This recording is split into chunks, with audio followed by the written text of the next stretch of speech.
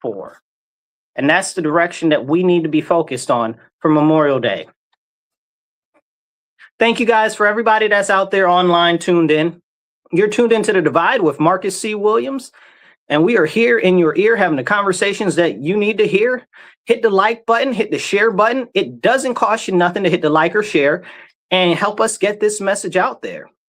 We are the #1 conservative talk show in upstate New York and the rest of New York. Let's make it the world. Okay. So hit like, share, subscribe, and definitely drop a little comment in the comment and be part of the conversation. And we'll try to pop your comment up on the screen and you can take part in being part of the different discourse and the different things that you'd like to talk about also. Now, let's jump into it. We're talking about how Memorial Day is one of the most important holidays, but often very much so overlooked in our nation. And it's true. And you have to start to ask yourself, why is it overlooked?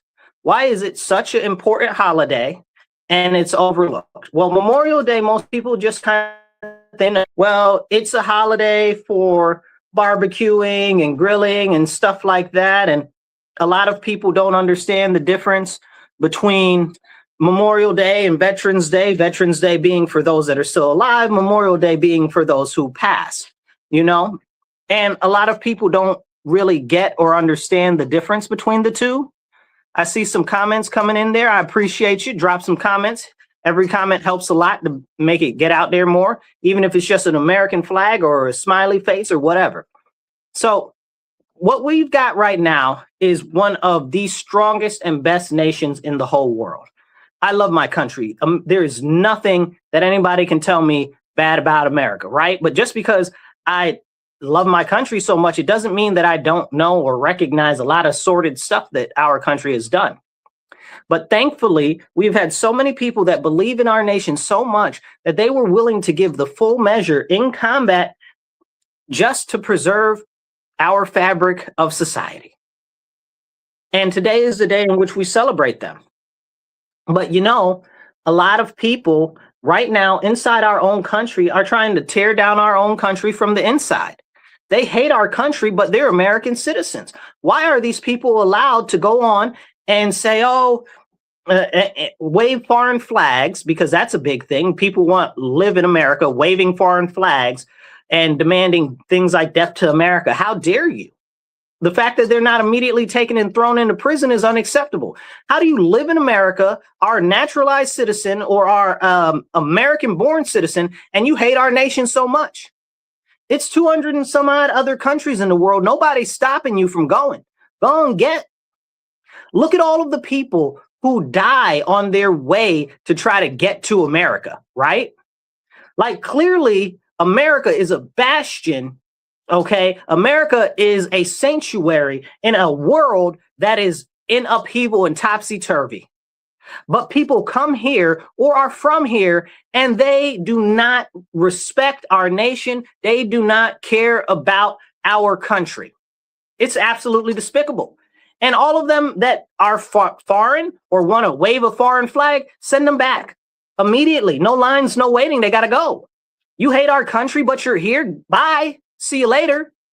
You know, and people will say, oh, well, you know, you can't say stuff like that. You can't be against illegal aliens and stuff like that. Why not? There is a legal process for people to come into this country, right? And I'll put this out there. If you violate the legal process to come in this country, or if you're here on an overstayed visa, if you follow me, you know, guys know I'm very big on kicking out everybody that's here on an overstayed visa because that shows you that they knew how to do it right and they just didn't care at all. So here's the deal. If you are here illegally, you got to go, you know, and look at how many people are here that are naturalized citizens now that have green cards or they're actual full citizens. I use air quotes there. And they're preaching against our nation, or they want to change our constitution or change our way of life or change our culture in our nation. And they want to make it like the country that they came from. How dare you? What an offense. Go back to your country. If your country was so great the way that it was, you'd still be there. Okay. But no, you want to come over here and change our stuff, our way of life to the way that you had it and you want it from your homeland. Well, go back to your homeland.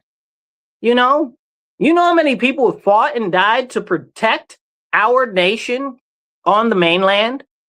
You know, we've had the very great fortunateness and the blessing of the Lord our Father and the Son Jesus Christ go along with us for so many years, 250 years we're about to be at.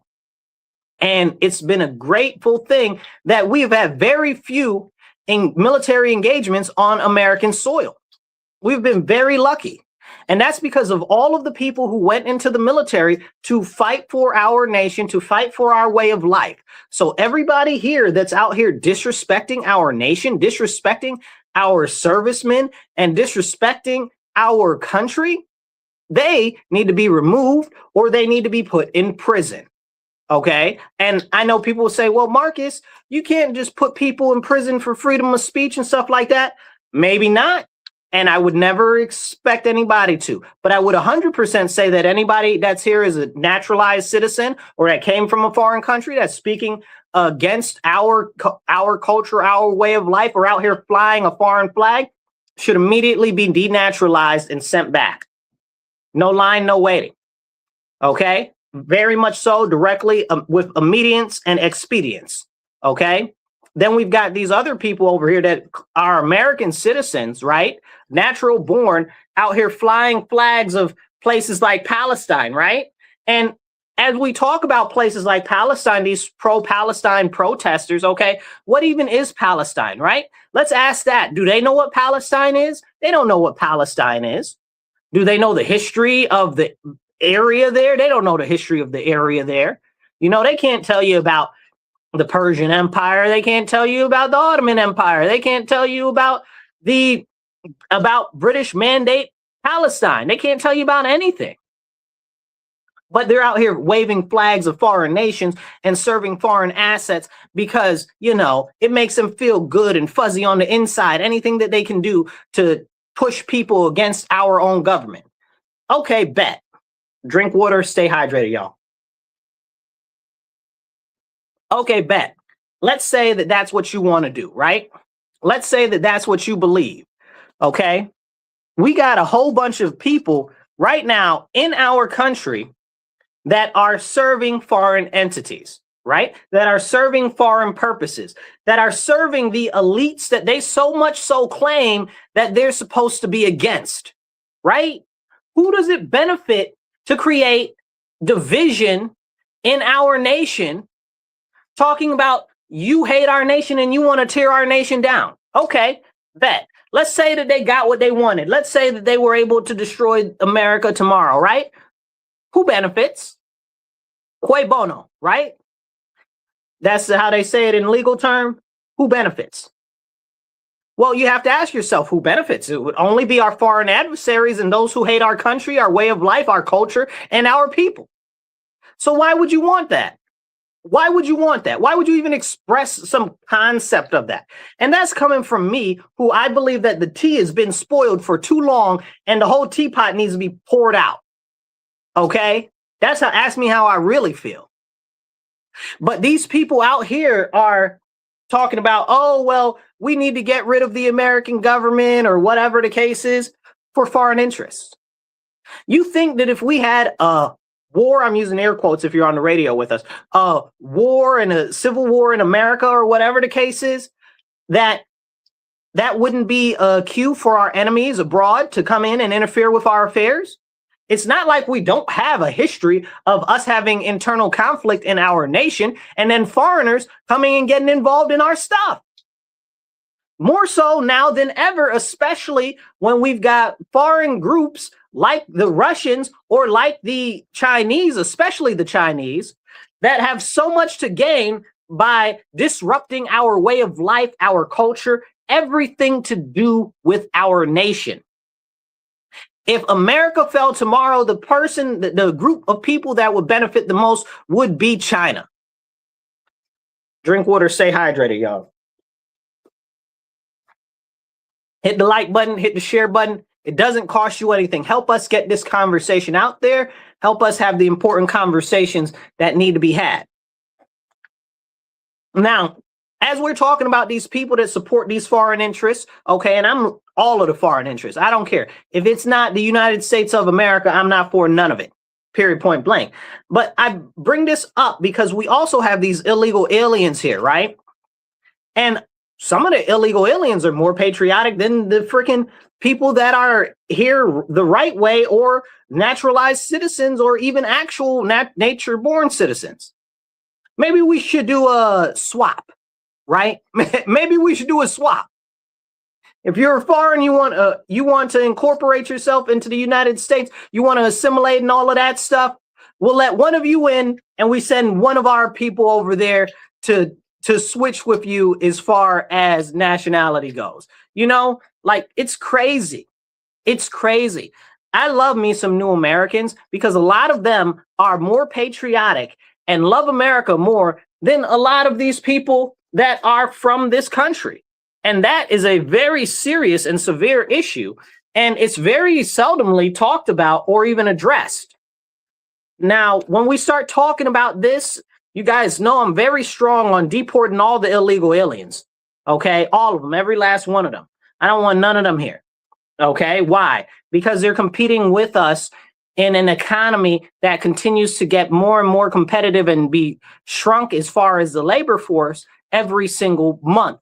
Okay. Yes, there are jobs being created. Yes, more jobs are coming out and stuff like that. But how many people are there out there that are looking for jobs, or that are underemployed, or that just don't even know that those jobs are out there, or feel so spurned by the market that they stop looking for jobs? Think about this. If you go online right now, I know it won't take you very long to find an article or people on the internet, on social media, doing videos about, oh, they've got their bachelor's degree or their master's degree, and they can't find a job. They put in 300-400 applications. They can't find a job. They've been searching for a job for 6 months, a year, you know, master degree level people working at Starbucks and stuff like that. Like, what are we doing, right?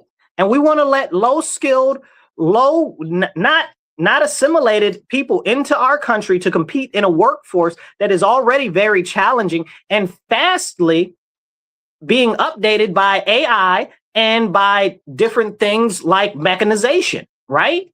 Like, that's where we are right now.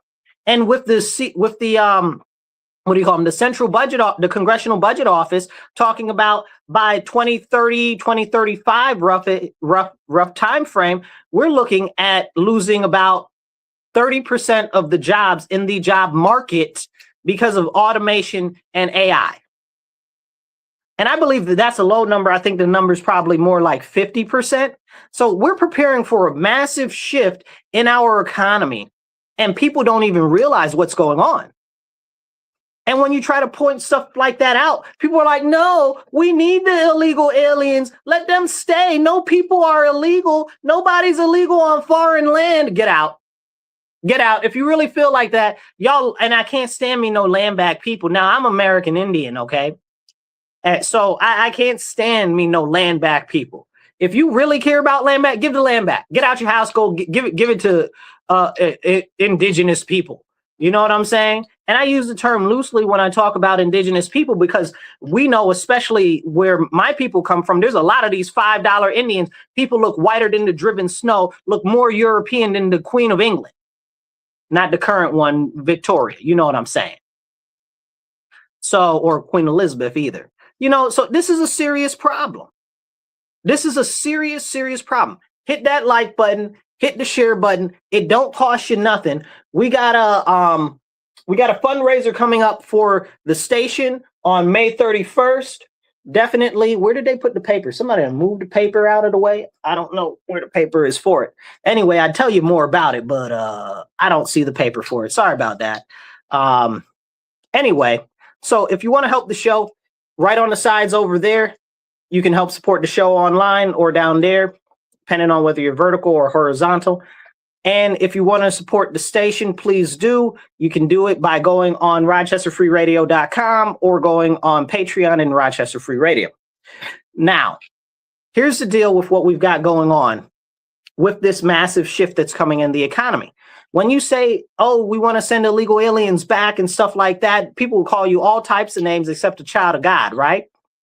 Now, when they say these types of things, they just say that because it either makes them feel morally superior, feel morally virtuous, okay, or it's because they're being paid or they've been conditioned that that's what's righteous.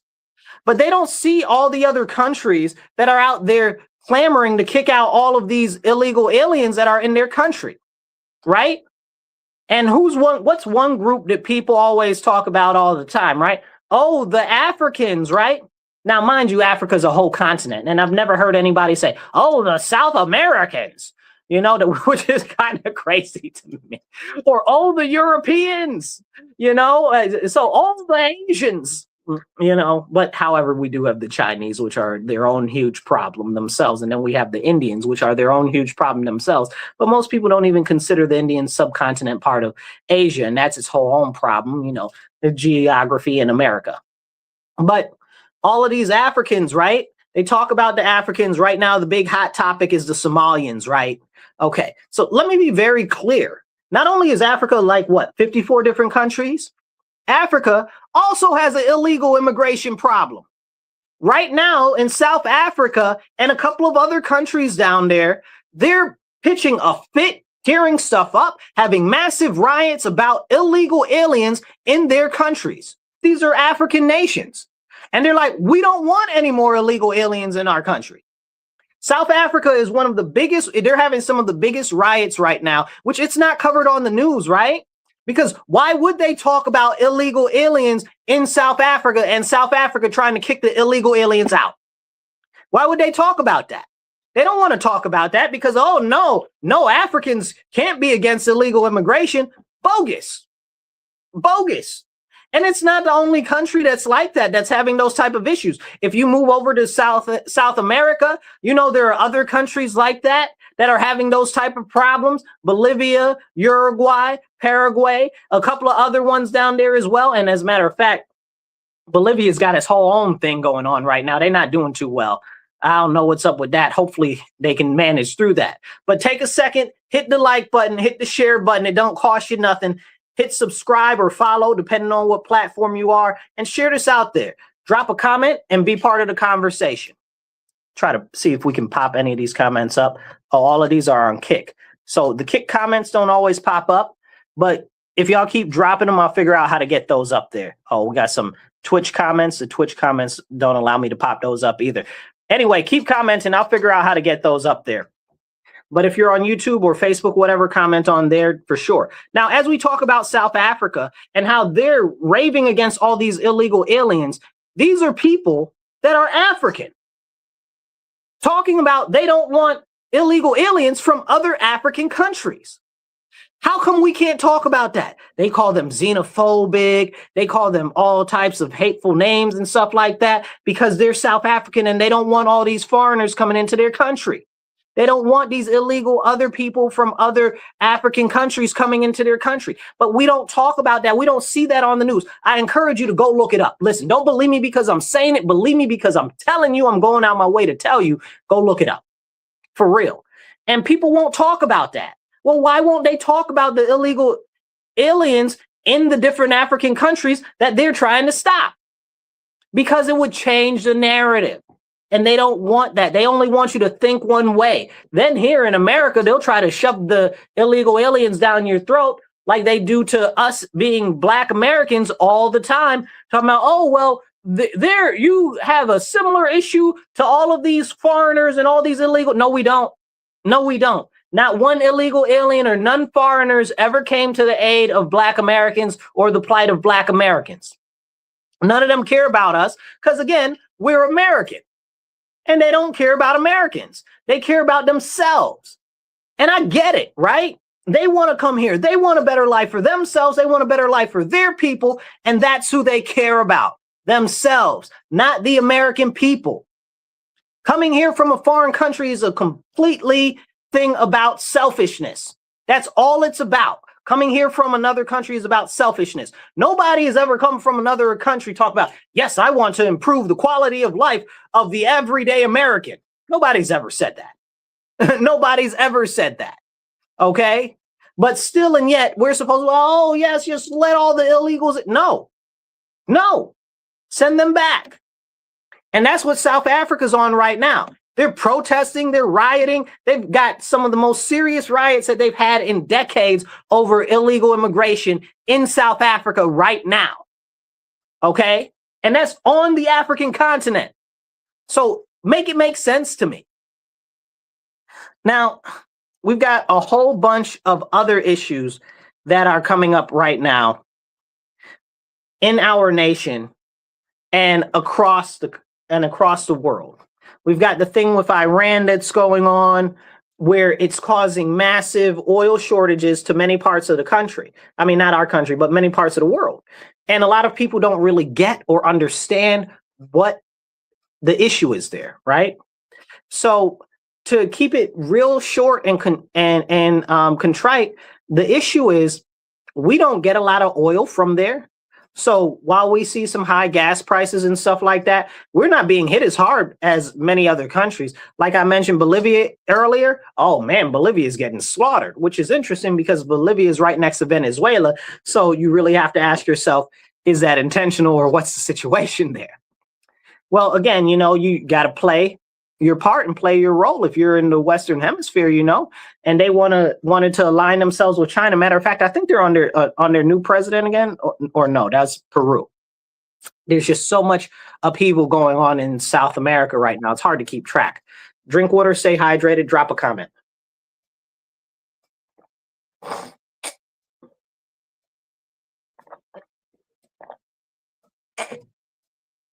So as we've got this whole thing going over there with this blockade of Iran and stuff like that, and they can't get oil out and their oil tankers are all filled up and the oil stuck there, and soon they're going to have to start burning off oil, which probably should be real soon. I'm fake looking at a watch that I don't have on my arm if you're on the radio and you can't see. But it's serious what's going on over there, because if they have to start burning off oil, it's really hard to restart oil production after that. So that is a very serious turning point. And we also have the issue with China, where China right now is really light on oil because they get a lot of oil from Iran, from Venezuela, and now they can't access that oil anymore. So what's going on? So China's suffering. Now, China is one of the big major production hubs in the world. So how is that going to go for the rest of the world if China starts to get short on oil? So China's going to have to get some very serious and very quick reorganization strategy for their economics and for their production, right? They're a production powerhouse in the world right now. And that's problematic if you don't have any energy to fill that production powerhouse. Then they also have a bazillion different people in their country, right? China's got the second biggest population right next to India, right? A couple billion people. It's a lot of people to be low on energy, to be low on fuel. And then you have to think about the not just the manufacturing itself, but the delivery, right? So many different fueled ships that need to be fueled, right? All types of different things like that.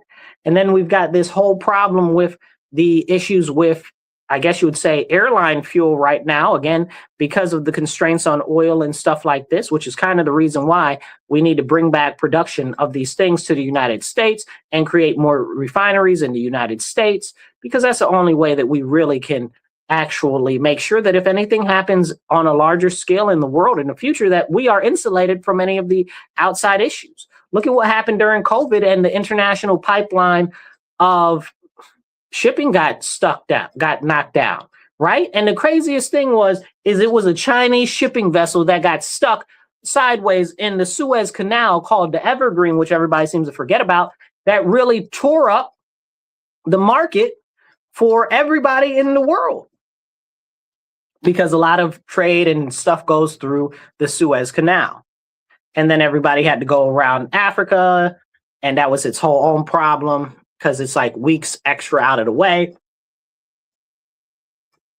But when we don't have these levels of conversation, then we don't see the extent of the impact of what's going on.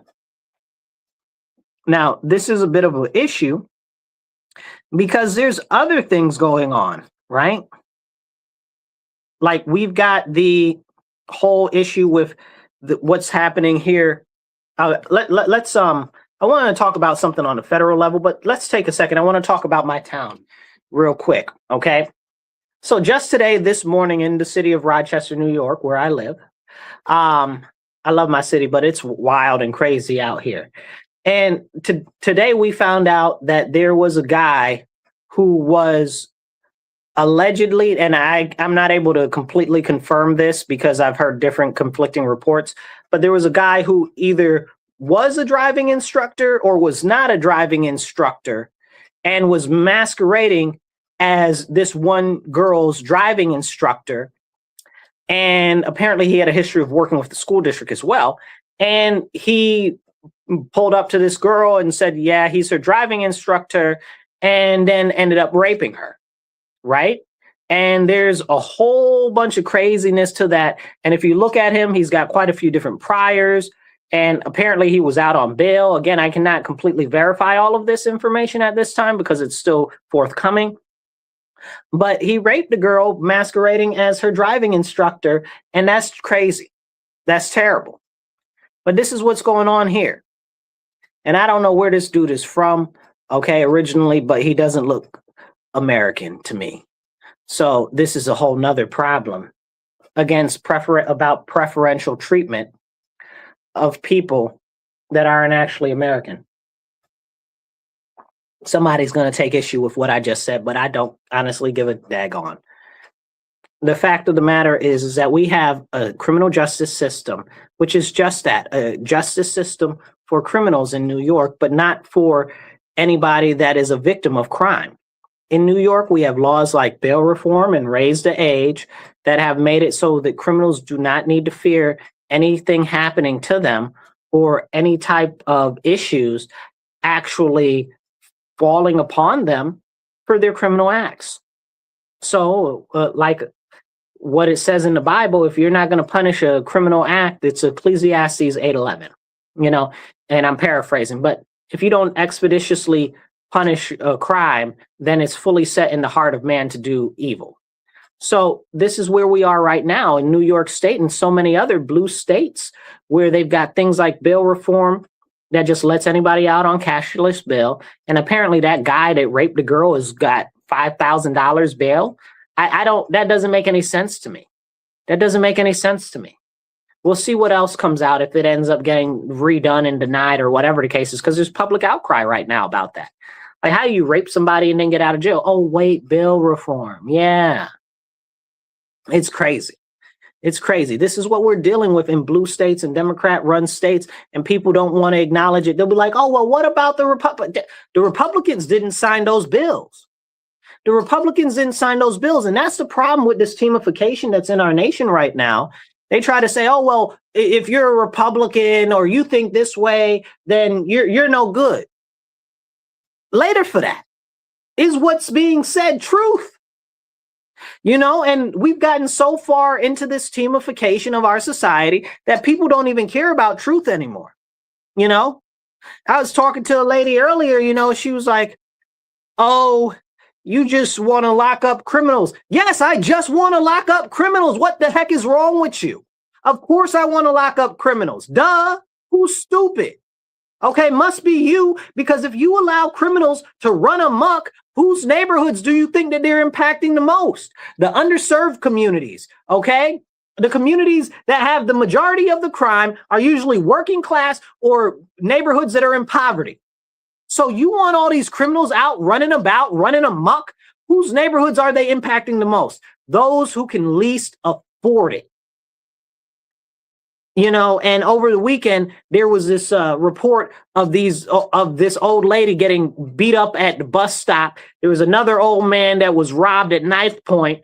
Okay. And this is what's going on here because there are no consequences.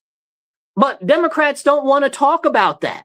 Why won't the Democrats talk about the consequences of no consequences? Last week we had the beach. It was nice out. We had the Lilac Festival. It was nice out. A whole bunch of people decided that they wanted to act a raw riot, show their behind, and act like they ain't had no home training, and they was acting a fool, making our whole city look bad. And then, of course, we got on national news and made it look bad because, you know, that's what people see. And then the mayor gets out there and trots out there and is like, oh, yeah, you know, we're not going to tolerate this. Aren't you, though? Because you've allowed the policies that the city council has put in place to make it so that anybody under, this is what it is, anybody that looks like they're under 25, they cannot physically engage with. Okay, they can't pepper spray them. They can't handcuff them. They can't physically engage with them in any other way. Okay, no, not tase them, nothing. Nothing. That's policy from city council. Okay, and the mayor's talking about, oh, well, you know, it's just some people. Lock them up, put their behinds in jail. You know, well, you know, it's because, you know, they're not behaving. Well, then why aren't they in jail? Why aren't they? They're calling a whole bad scene. That's clearly illegal what they're doing, the criminal acts of what they're doing, and they're not going to jail. Oh, wait, that's because of other laws from the state level, the raise the age laws, which essentially make it that anybody that's under 18 has basically blanket immunity to commit any crimes or any type of actions that they feel like, whether they're lawful or not. But we can't talk about that. The mayor won't say anything about that. The city council won't say anything about that. We only got one city council person that'll ever talk about any of that. You know, like, what is going on here? What is going on here? Because it would mean that they would have to hold accountable other Democrats. And they can't do that. They don't want to do that because they want to protect their positions. They don't care about our actual citizens. They care more about themselves, the positions that they hold, their families, and they care about your families. And as a matter of fact, right now, they care more about the illegal aliens than they care about you, because we got our congressmen and our city council people out here talking about, oh, we need to shelter all the illegal aliens. Not refugees, because we're a big hub for refugees, too. That's a whole separate conversation. But not the refugees, the illegal aliens. Right? And then they try to blanket statement it, oh, well, it's immigrants, it's immigrants. No, don't try to soften the language or try to lump the illegals in with all of these actual immigrants that are coming in the right way. Don't do that. Don't play in our face. You're supposed to be our elected officials. You're supposed to be actively championing for us, but you're dealing and pushing for stuff for people that are not American citizens that you're not supposed to be representing. They have their own government and their own people to represent them. You're supposed to represent us. If you're not representing us as Americans, then who's representing us? Please make it make sense. Hit the like button, hit the share button. It don't cost you nothing. Drop a comment, even if it's just an American flag in the comments. Every comment helps a lot. Be part of the solution. Join the conversation. Drop some comments. Drink water, stay hydrated.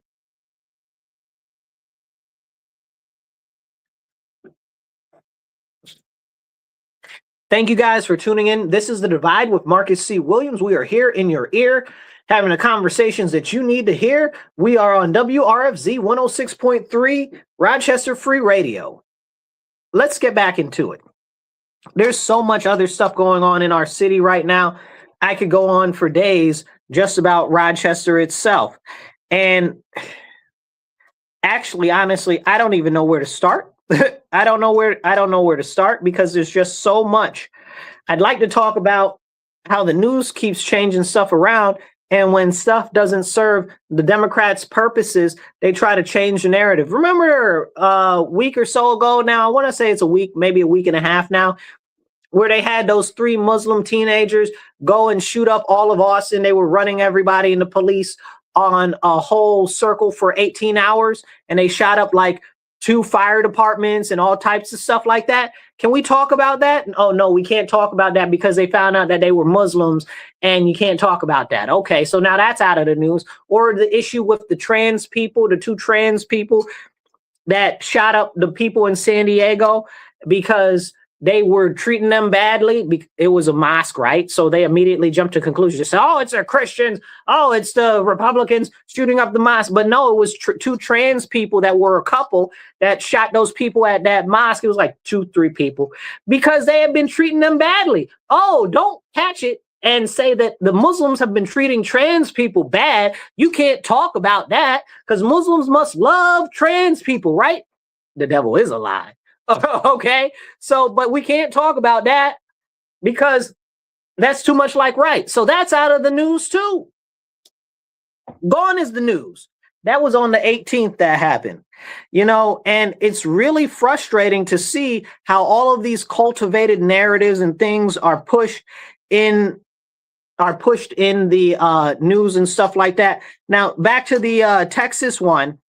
Because they were all essentially under 18, so they can't really name anybody or anything. But one of the guys' names, I can barely pronounce his name. It was like Nagada Diagani. Okay, clearly that's not an American name. You know what I'm saying? But again, these are these Muslims shooting up these American cities, so you can't say anything about that. And let me be very clear.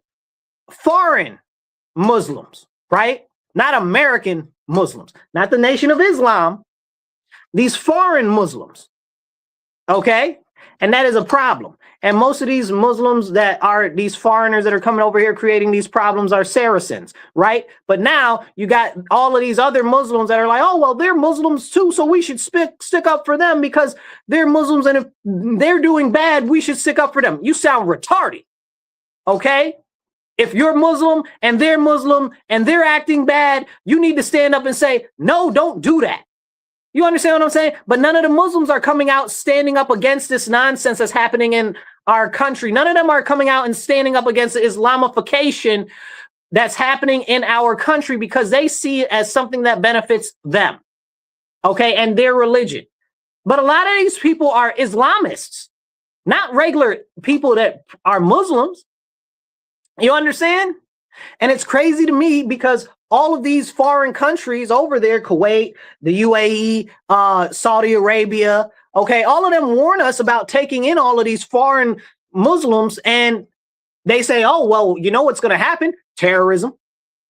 Do we listen as a country? Absolutely not. So the Muslims that are foreigners that are telling us not to let in the Muslims that are foreigners. Make it make sense. But do we listen? No.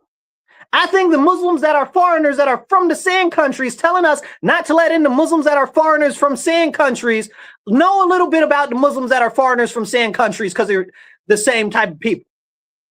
They've had to be dealing with them for generations. I'm pretty sure they know what they're talking about when they're telling us, don't let them in. It's going to cause problems. Look at what happened in Lebanon when they let the Palestinians, and look at what happened in Jordan when they let the Palestinians in. They all tried to topple their governments. That's why Lebanon's jacked up right now. Lebanon used to be a Christian country, okay? Until they let in them Palestinians, and then it was a whole problem. Okay? Can we have these important, real, true conversations? No. No. And I put this out there because specifically, if you think about it and you look at it, we haven't had these issues with the Asian Muslims, right? Like I was talking to somebody else the other day and I was explaining to them, like, it's really just these Saracens from these sand desert countries that are the big problem. Okay. And some of the African Muslims too, because you know that a lot of them are in league with these ridiculous Boko Haram and the rest of them crazy groups over there. That's the type of Islam that they got over there. Okay. So when we look at it for what it is, and this is very important, we don't have that issue with the Asian Muslims. Why don't we have that? I was talking to somebody the other day. They said, I didn't even know that we had Muslims here from Asia. I said, see, and that's the point. That's exactly the point. Because they don't cause those type of problems. You understand? The Nation of Islam don't cause those type of problems in America. Those are American Muslims, right? They don't cause those type of problems here. So we got good Muslims here and these crazy foreign Muslims here. Okay. And nobody in the groups of Muslims that see what's going on are standing up against these Muslims. Make it make sense. I see some crazy Christians acting crazy. I'm up against them first thing in the morning, okay, early. I be at them anyway. Like I don't like a lot of this heresy that I see going on in the Christian church, and I'm on it all the time. And it's not just me; it's a lot of other ones. And I'm very glad to see a lot of the people in the Catholic Church standing up against this fake heretic pope that we got right now going on. But see, that just shows that people are willing to stand up, that are Christians. But where are the Muslims standing up against the bad Muslims? Nowhere to be found. Drink water, stay hydrated.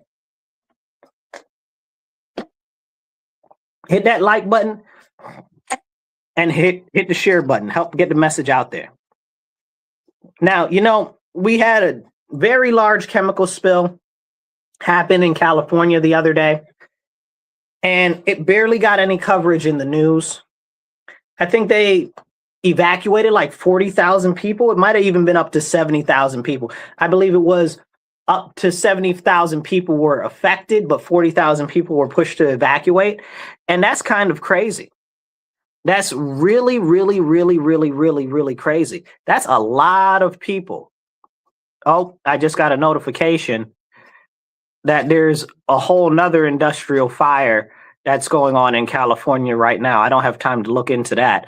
But that is crazy. It's a lot of industrial things are catching on fire, and chemical spills and all types of crazy stuff seems to be happening lately, right? But we don't talk about that because, let's push it away. It's very interesting when we think about what's happening in our nation now from a worldwide standpoint, that a lot of what's been pushed with all of this, letting all these foreigners in and stuff like that, it comes from the United Nations. It comes from these elite that are actively acting against the best interests of the American people to promote globalism. You ask yourself, why are they pushing all of this socialism? Why are they pushing all this communism, all of this crazy neo-Marxist? Why is that being pushed? Why? Because it focuses on centralized government that is multinational and the erasing of all borders. So it's something that we really need to have a true conversation about. And all of this is being pushed by people like George Soros, his son, I forget his son's name now. He's really taken over for him.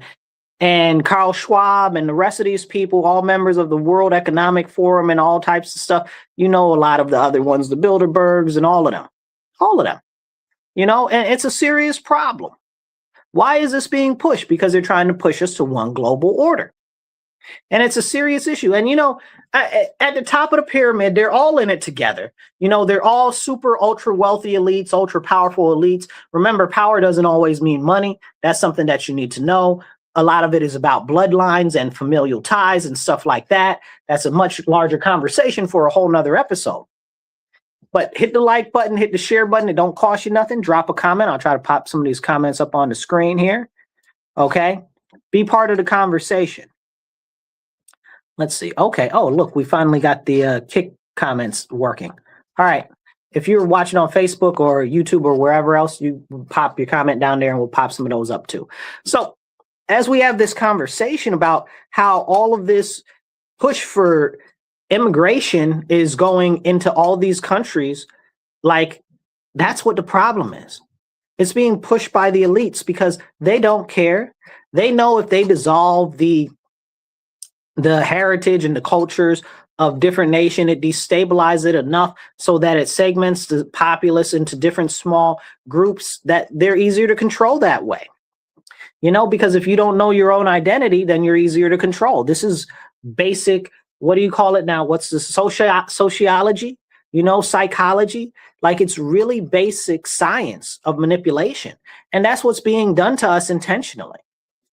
Then you've got a whole bunch of other things that are being pushed that's really globalist anyway also. Why do you think that so many of these judicial candidates and all of these different DAs have all of this outside funding from many places to promote stuff that really is deleterious to the protection of that? That's bad. It's deleterious is bad stuff, right? That's really deleterious and tearing down the society and the structure of society, allowing criminals to run wild. Why are they being funded by people that are far afield in other countries and giant mega corporations that are nonprofits on scale? Why is that okay? Why is that okay? Explain it to me like I'm 5. It's not okay. And we need to understand what is really, really going on. And if we get enough time in a little while, I want to talk about some of the policies from the UN that the US has said, no, we're moving away from underneath this current administration. I'm glad, I'm really glad at watching this administration push away from globalism. There should not be any globalism. Borders matter, countries matter, and our rights, liberties, and freedoms matter. Our culture matters. Our united heritage as a nation matters. And this is a sad thing that I see far too often, where they try to pit Black Americans against white Americans. And I really have to start to ask people, well, what is a Black American, right? What is a white American? Because up until a couple of years ago, really the 50s, there weren't any white Americans except the what do you call them? The WASP, the white American Anglo-Saxon people, like that's it. White Protestant Anglo-Saxon, like those used to be white people. But then all of a sudden the Irish were white too, but the Irish didn't used to be white, right? Then all of a sudden the Italians were white, but the Italians didn't used to be white. You know what I'm saying? Like, so how and when exactly did that happen? Like, I'm fortunate enough to live in an area where we have people that are very proud of their heritage. And, we've even got the Sicilians and the Italians, and they'll tell you, I'm Italian, I'm Sicilian, and they don't even, and they're distinct groups in and of themselves. But this whole concept have pushed all of the people away to be like, oh, well, we're just white. Destroying and eliminating their heritage. Again, this is exactly what we were just talking about a second ago. And then we have to ask, oh, well, so what is a Black American now, right? Well, they've got all of these talking heads on all of these different TV stations, CNN, NBC, all of these other stations that look melanated, that look like this, okay, that look melanated, but they're not Black Americans. And then they're supposed to be representing us on TV. And, the old adage is true. They say that all Black people look alike because whenever somebody sees somebody that's melanated, they just assume that they're Black American. Them people don't represent us. Them people are out here pushing things for illegal aliens and all types of other crazy stuff, alphabetism, killing our babies and all types of other nonsense that don't got nothing to do with Black Americans. Okay. And we need to have that conversation. Okay. I need you to understand, okay, if you're not Black and you're watching this, that a lot of these people on these TVs and on these internet things that look like this, that are melanated, are not Black Americans, and they do not represent us. Like that crazy guy that was masquerading as a new Black Panther Party in Philadelphia or whatever the case is. He wasn't Black at all. Okay? He's some Spanish and foreign. Okay? Or we got all these, what's that crazy lady's name with the short blonde hair to be on CNN and stuff? Oh, I'm not able to remember her name. She's foreign. Okay, she's not Black American. She don't represent my people. Okay, we got the other one, Amanda Seals. Okay, she's not Black American. She don't represent our people. We got the Black American, we got the Black Caucus in Congress and in New York State, both of them, and they got a whole bunch of foreigners in there, okay, that aren't Black American. And then we wonder why Black American issues don't get addressed. And this is important because, again, what is Black if all of these people all of a sudden are Black, right? But they're only Black when it's convenient, but they want all of their culture stuff, their different African nation stuff, Gambia, Liberia, whatever the case is. Liberia is really part of America. That's a whole nother conversation. Liberia, Sierra Leone, Gabon, all of that stuff. They want all of their holidays. The Jamaicans want their holidays. They want this, they want that. The Caribbeans, the rest of the Caribbeans, they want all their own stuff. But they Black when it's convenient. When they got their hand out and they want something, it's okay for them to be considered Black, but they be real quick, okay, to tell you that they're not Black. This is the issue and this is the problem, okay? And we need to have these serious and important conversations, but people don't want to have them. Black Americans do not want all of these foreigners. You understand? That's a very small subclass that's pushing that on us.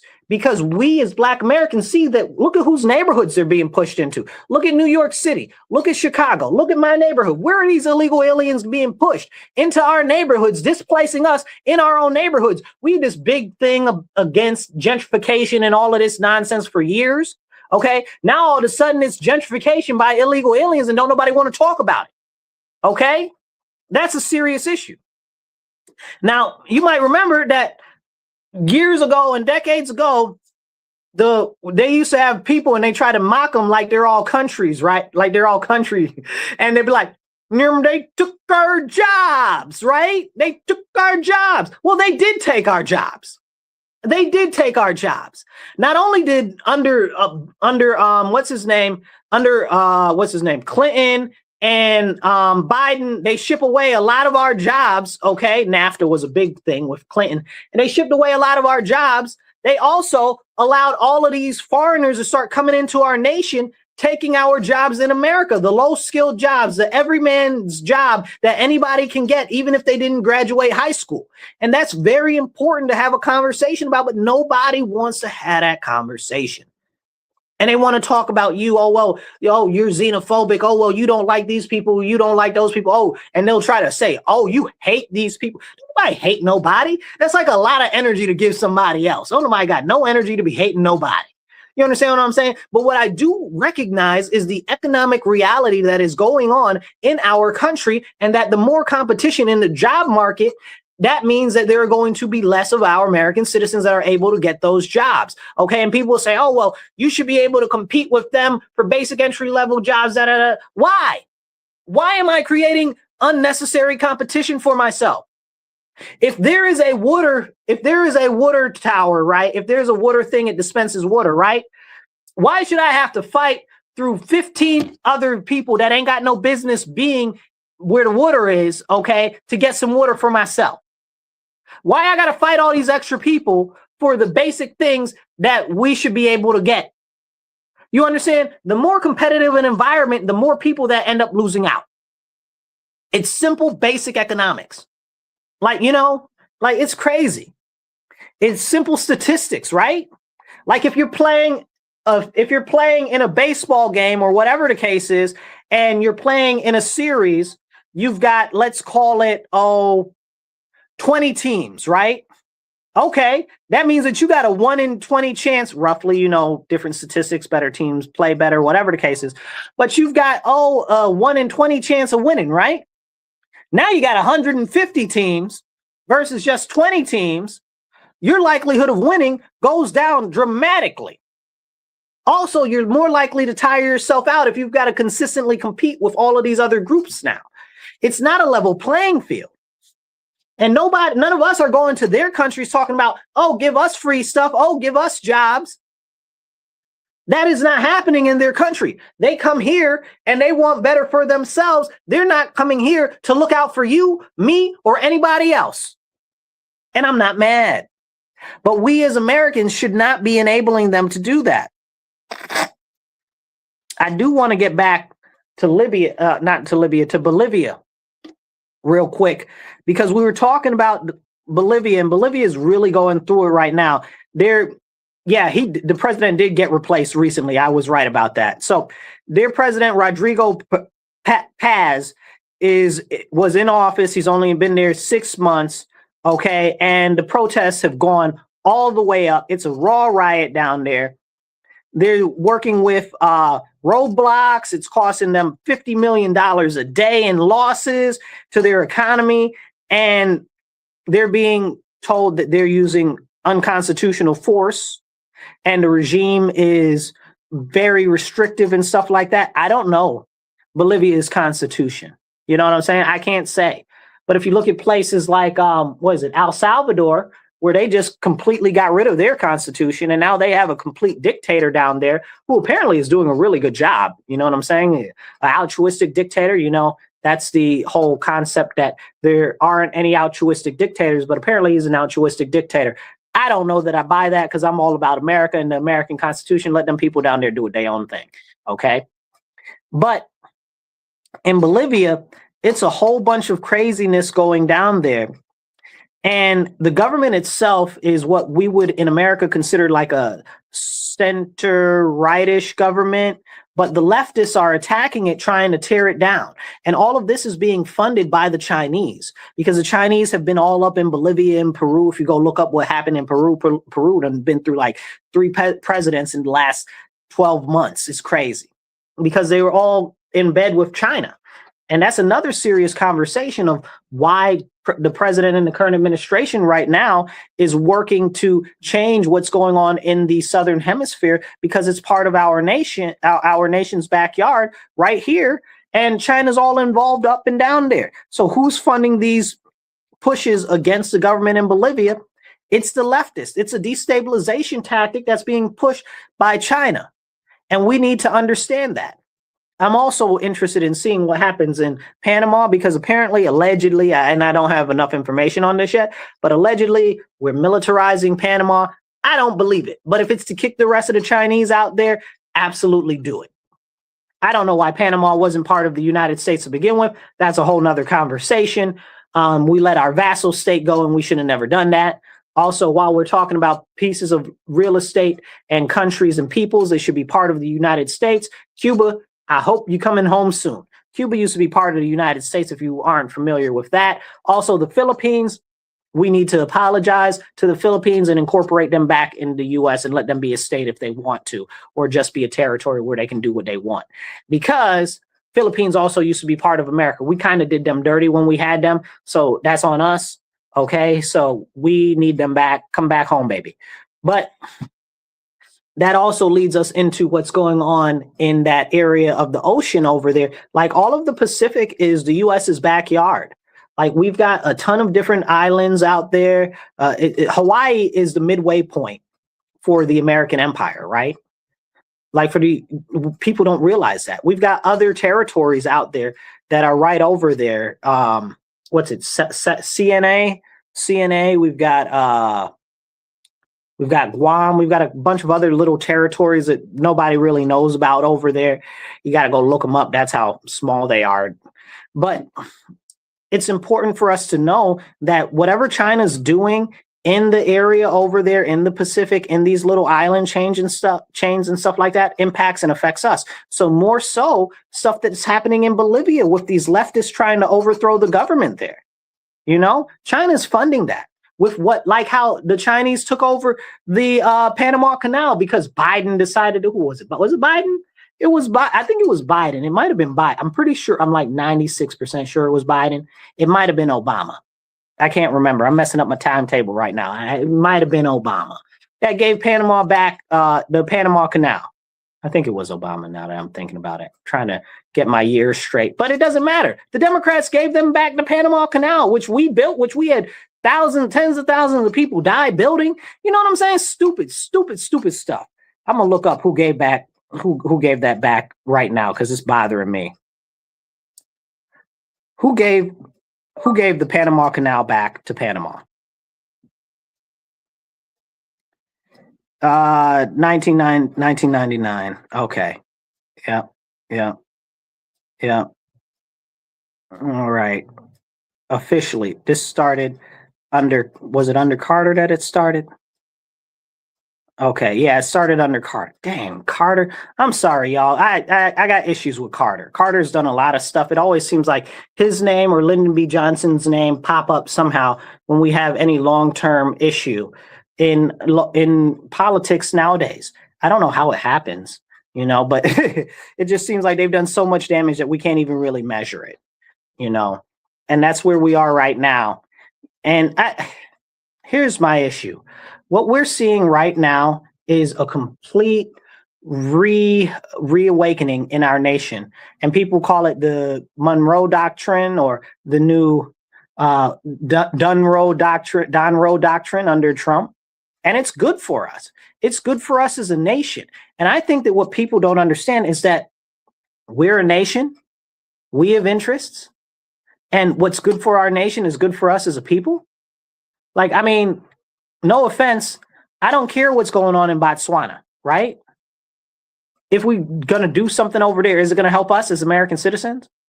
If not, I don't want no part in it. So what's going on in the South and Central America right now is good for America. So it's really good for America. The whole thing with Maduro and Venezuela, it's good for us. The whole thing with Cuba, it's good for us. Okay, because China and Russia have a multitude of spy bases and listening bases right there on Cuba. Good, shut it down. The next domino that needs to fall is Jamaica. Ask a Jamaican how the Chinese have taken over Jamaica. Ask a Jamaican about that. They got their own toll roads and everything. It's crazy how China has taken over Jamaica.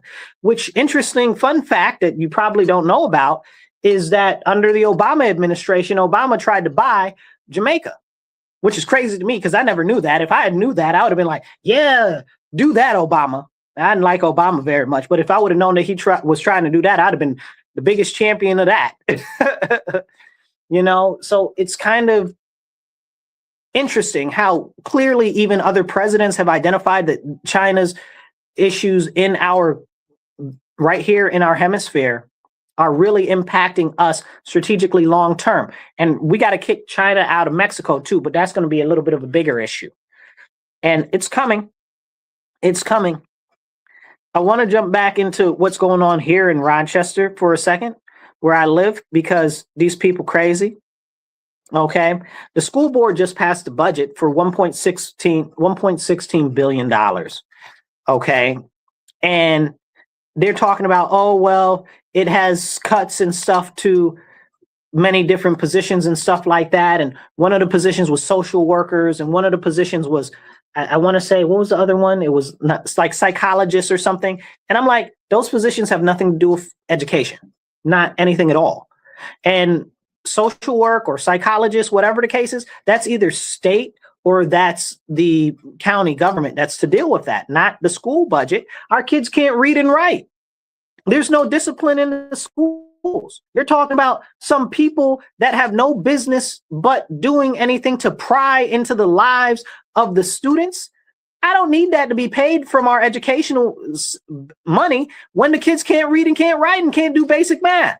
If you're going to tell me that the third graders can't write, can't read, and can't do math, I need that money that's for these other people that really should not be in the schools to begin with.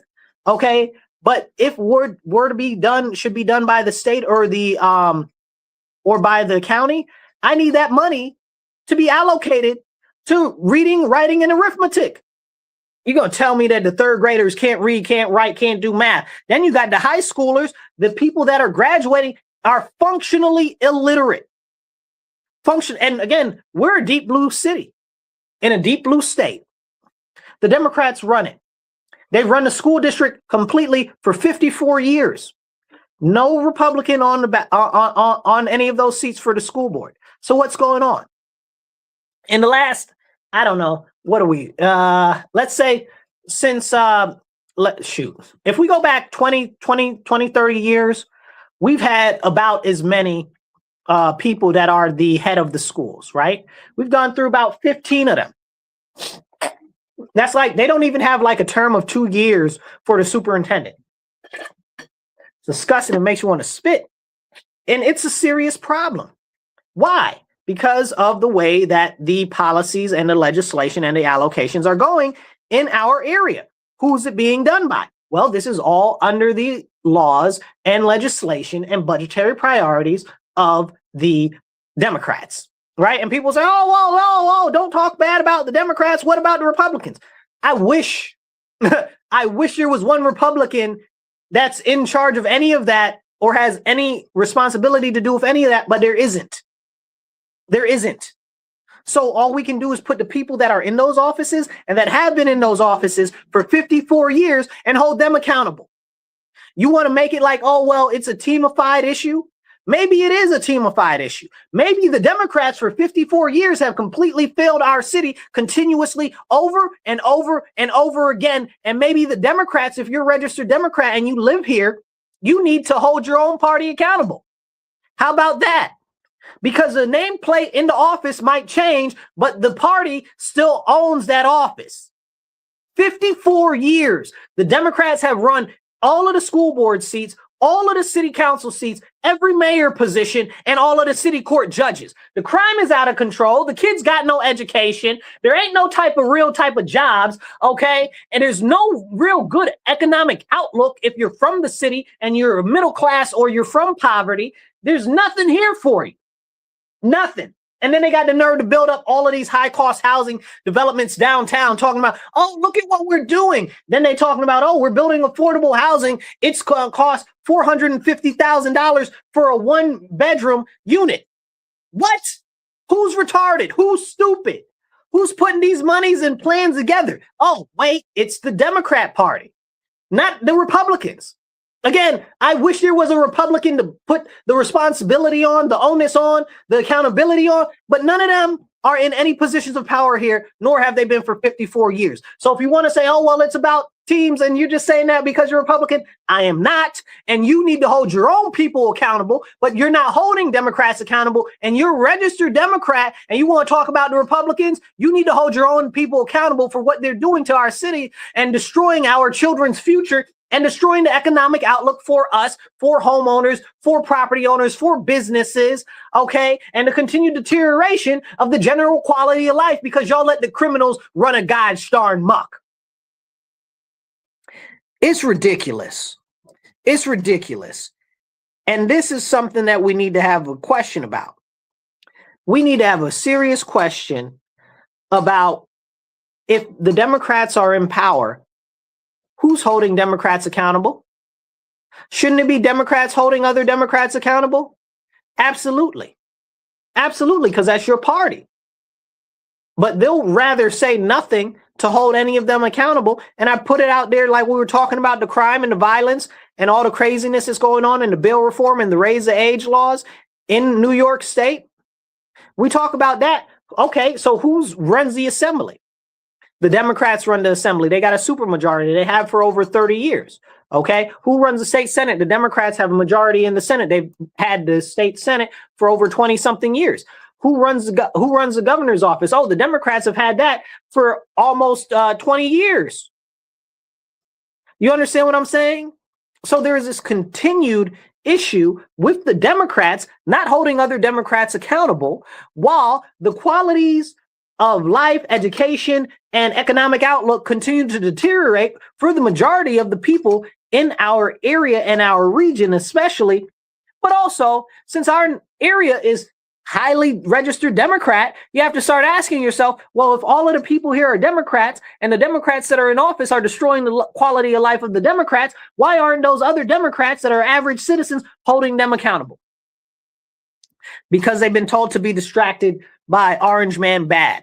Because it's the president's fault that the schools are broken. It's the president's fault that the crime is going on. It's the president's fault that they're curbing food stamps for illegal aliens. You know, somebody had a gosh darn nerve. I wanted to slap the taste out their mouth and back to the front of it. Okay, talking about, oh, well, they're cutting 4,000 people off of food stamps. Now, mind you, food stamps is a Republican program. The Republicans started food stamps.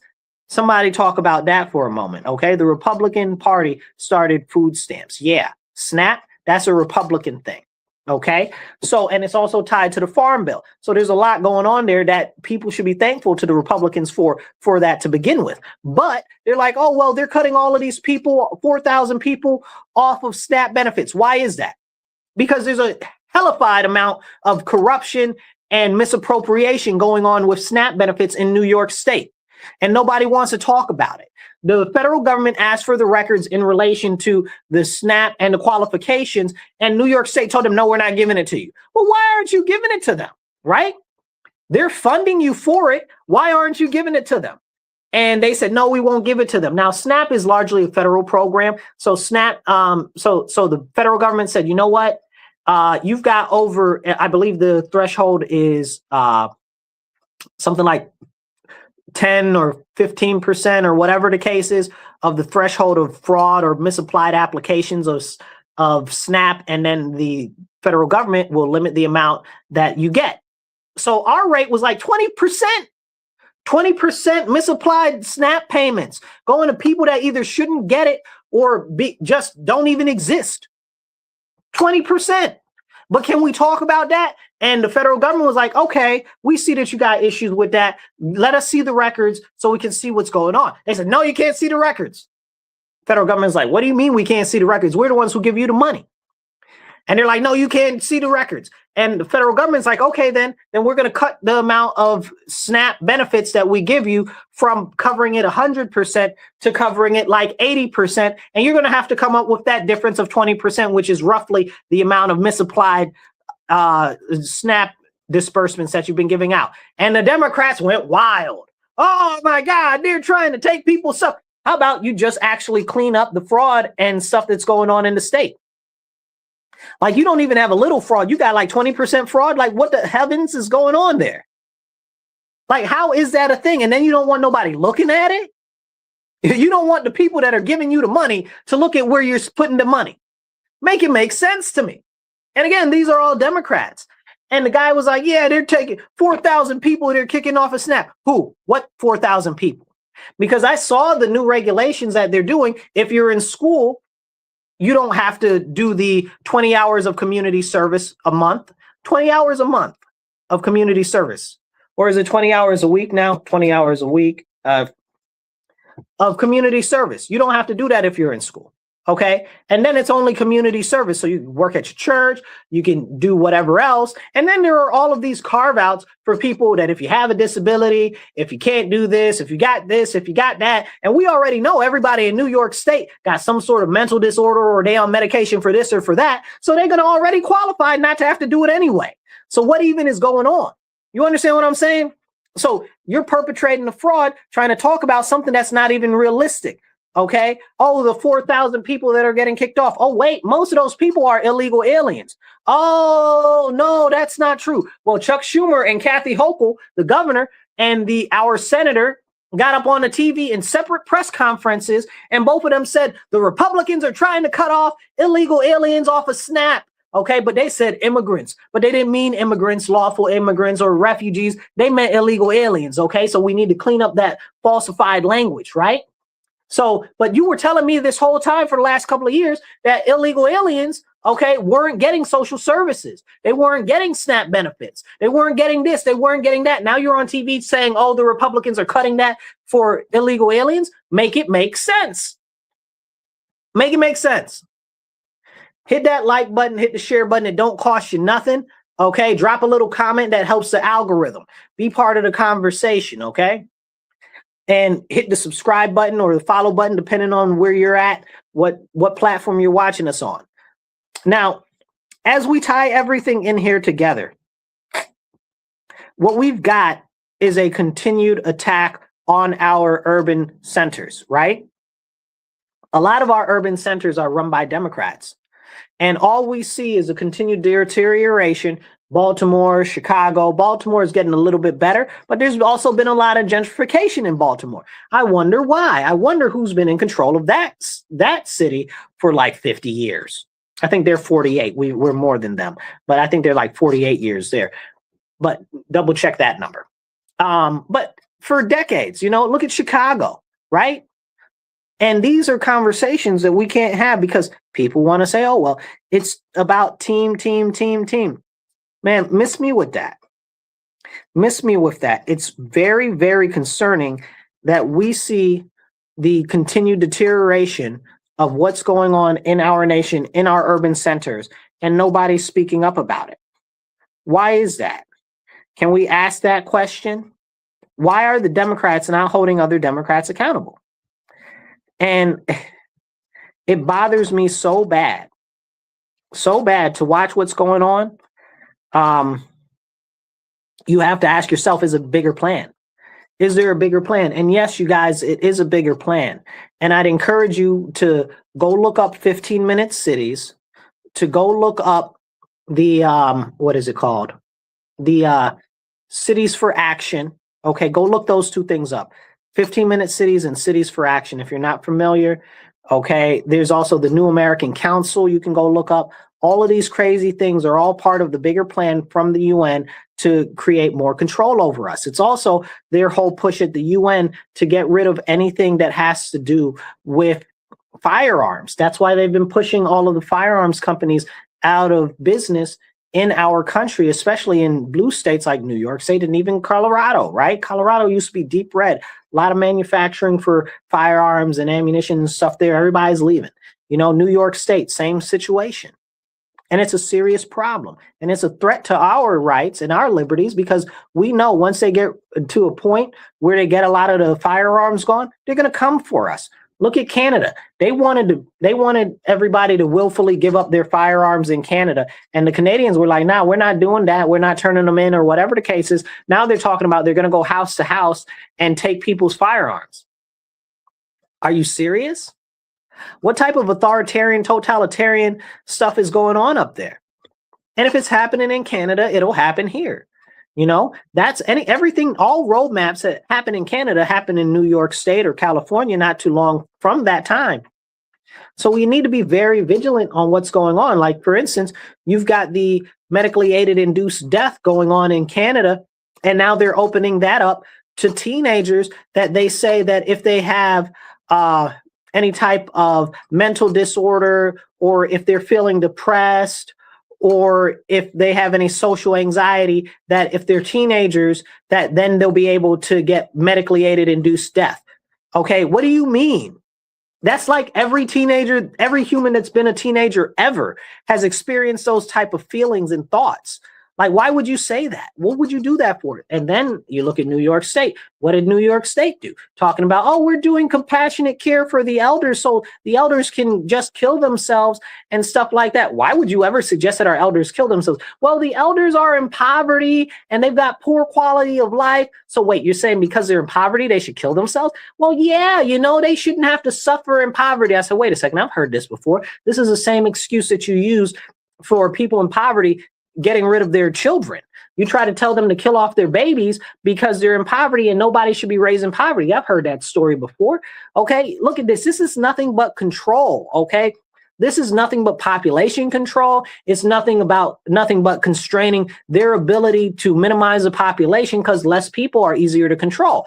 This is what the whole plan is. Now they're going after our elders here.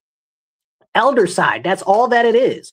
And they're trying to tell you that it's compassionate. And people will argue, well, you don't know about how people struggle in their end of life. Listen, my grandfather died from multiple organ failure and dementia. Don't tell me about I don't know people struggle and stuff like that. Don't even play in my face like that. Okay, don't do that. Then my grandfather was a veteran. God rest his soul. Okay, and this is a stupid conversation that these people have going on, and they're like, oh, well, this and that. You don't see what these people are doing because you can't conceptualize the evil and the vileness that actually exists in the world. All of these people run around talking about things like the Epstein files, and pedophilia and stuff like this. What are you even talking about? In the Epstein files, it said that they were eating babies. Eating babies. In the Epstein files, they said they were eating babies. I have not seen the outrage over them eating babies yet. Where is the outrage over them eating babies? Eating babies, drinking the blood of children. This we already knew was happening, but it came out in the Epstein files and nobody is up in arms about that. Make it make sense. Just the sheer volume of evil that actually truly exists right now that we know about, and people are like, oh, ho hum, and they don't care. They don't talk about it. They don't do anything about it. They don't care. But then they try to say, oh, well, Trump is a pedophile. Blah, blah, blah. Eating babies. They are eating babies. Okay? You have no evidence, nothing that would ever make you think that Trump is a pedophile, right? First, you try to tell me, oh, well, Trump is he's sexually assaulted people and stuff like that. Turns out that all the accusers that tried to go after him were lying, right? Okay, maybe he's an adulterous, dirty dog. Okay, now you're selling me something I could believe, right? But he's very clearly got a very specific type. And you mean to tell me that this ugly, hideous woman who's always kind of been ugly and hideous, okay, is somebody that he messed with? Then she got on the TV. What's her name? E. Jean Carroll. Okay, got on the TV with Anderson Cooper. You guys got to watch that Anderson Cooper interview with her. Okay, she is a sexual predator. I was very concerned about him when she was on there, and I'm like, this is a gay man, and I'm concerned about him. You understand what I'm saying? She looked like she was about to jump him and ravish him on national TV. Okay. So, but then she said, oh yeah, no, Trump never actually did it, but in my mind he did. In your mind, you psychotic individual. I had some other words, but we're on the radio. You know what I'm saying? So, I mean, but this is the concept, right? That we're pushed to think all of these things over and over and over and over again when they are eating children, eating babies, and drinking the blood of children, and nobody's calling for a bigger investigation about that. Now we know, and I only got a short time left, so hit the like button, hit the subscribe button. It don't cost you nothing. Definitely hit that the follow button and the share button too, okay? Or drop a little comment in the comments because that helps the algorithm.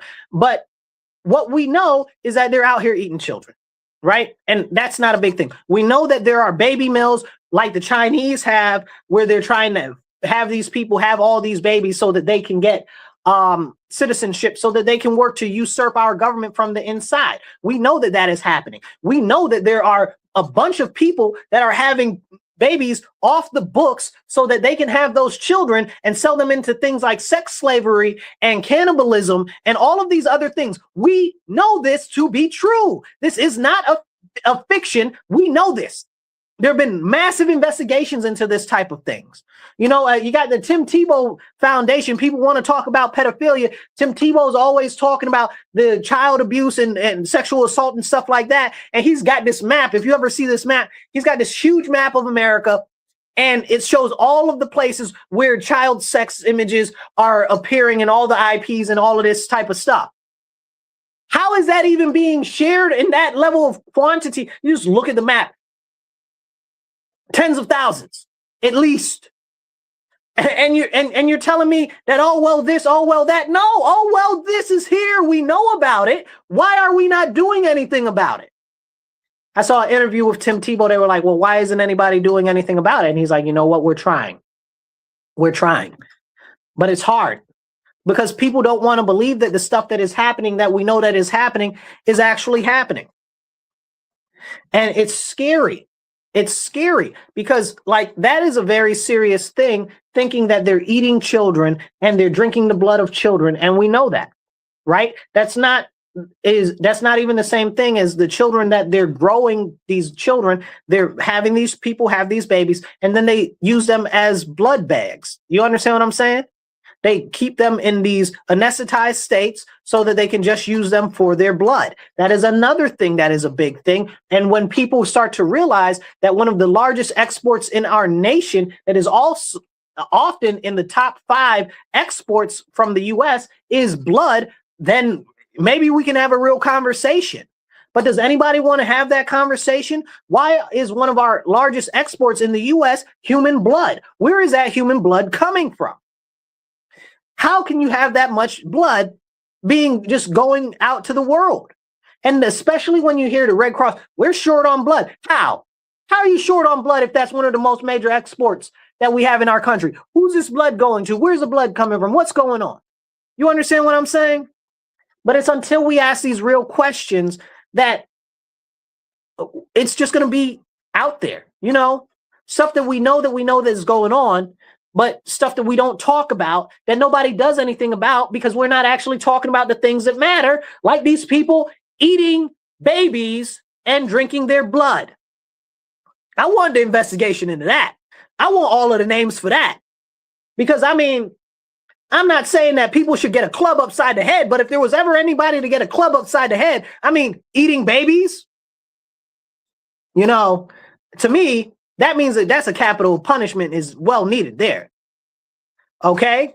So in closing, and I think that this is very important, hit the like button, hit the share button. It don't cost you nothing, and drop a comment. Okay. Help the algorithm and hit follow and subscribe. But I think that this is very important because we too often get distracted by the presidential level. And we forget that the local level is where we can make the difference. They try to tell us that all of the issues are because Orange Man bad or because of the Republicans or whatever the case is, when the fact of the matter is the people that impact you the most are the ones on the local level of government. in your municipality, in your county, and on your state level. Those are the people that need the accountability. They always tell you to take your eye off of them and look at the president. Understand that every time that they're doing that, that is a grand distraction and it is intentional. And they're telling you to do that because they don't want any accountability, because they don't want you to actually vote them out of office, because they don't want you to actually vote another way. Because what do they say? If you knew better, you would do better. And that's why they keep you distracted with things that you can't change, that you can't do nothing about, that don't really affect or impact you. That's the trick and the flim flam. Thank you guys for tuning in. Hit the share, hit the subscribe, get this out there, drop some comments. We'll be back next Monday, 2:30 to 4 p.m. This is The Divide with Marcus C. Williams. Thank you for tuning in. And if you're not on our YouTube channel, it's the Marcus C. Williams YouTube channel. The Marcus C. Williams YouTube channel. Subscribe there, and we'll catch you guys later. Remember, stand up, speak up, and don't shut up. Take action. Be blessed and be well.